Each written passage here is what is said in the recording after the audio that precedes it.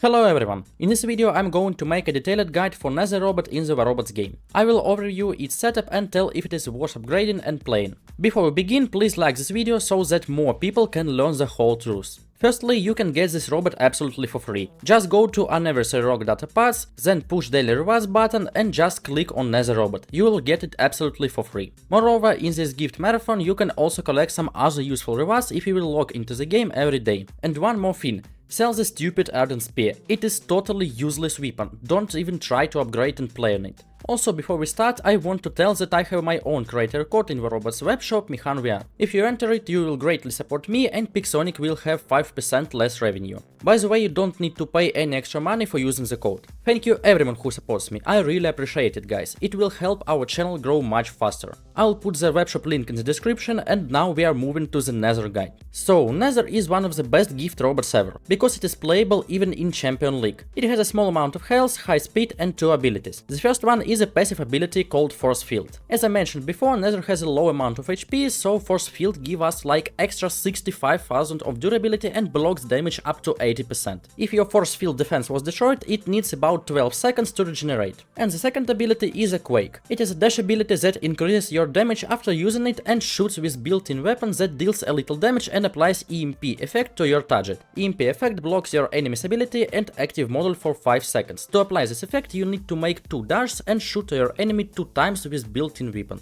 Nether has 5 charges of this dash ability that can be used one by one, and the cooldown time of each charge is 10 seconds. Now I will show you one more important thing, a long dash guide. Usually the Quake dash is very short, so you need to spend 2 or more charges to reach the target. But if you will use your dash this way, it will become much longer. Here it is illustrated that the lower border of your weapon must coincide with the border of the ground from where you want to do a long dash. Now let's talk about weapon setup for Nether. I have a very strange but also powerful weapons here. Ultimate Shredders are necessary to lock down enemies and deal a lot of damage to them. Ultimate Blaze slow down enemies so they can't even turn normally. And Ganjil applies Rust and Crumble effects that blocks almost any healing of my enemies. By the way, it also deals quite a lot of damage. I will later show you the gameplay and you will see that this setup is a real beast. But to be honest, it is quite expensive, especially for a beginner, so if you want something cheaper but also strong, you can try Force Cutter setup. These weapons can be assembled just for silver in the workshop. Now let's talk about the pilot. During the gift marathon you will receive a legendary Everett pilot for free. It is quite a good choice, but I recommend you to use Trixie Hope. Everett only gives us a shield breaker that is usually just useless, while Trixie pilot reduces the cooldown of our healing active model. By the way, you can get Trixie from silver black market chests. Healing pilot skill is much more useful because, as I mentioned in the beginning, Nether has a small amount of health. Other pilot skills are the same for both pilots, so you can use them on Everett also.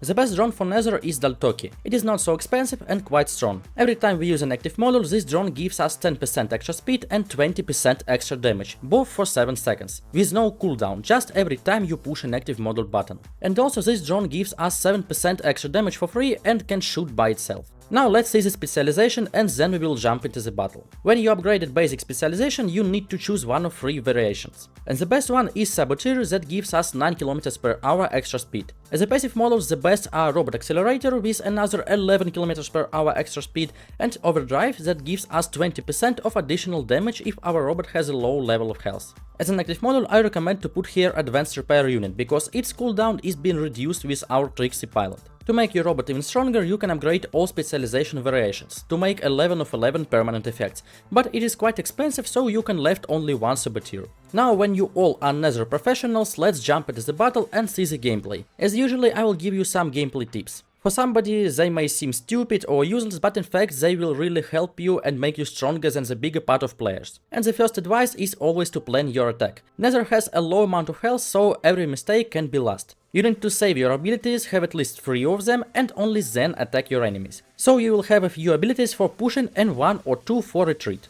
The second advice is to pick your enemy and only then attack him. Some robots can be destroyed easily, and for some you need a good plan and a lot of abilities, so you need always to know who are you going to attack. The third advice is to use an active model while fighting. It doesn't matter you're attacking or retreating, in any case you need to activate an active model for healing and getting extra damage and speed from Daltoki drone. And the last advice is not to play 6 vs 6 game modes, because Nether is good mostly in fighting with only one enemy. So your best friend is free-for-all game mode where enemies are fighting to each other and no one will focus on you.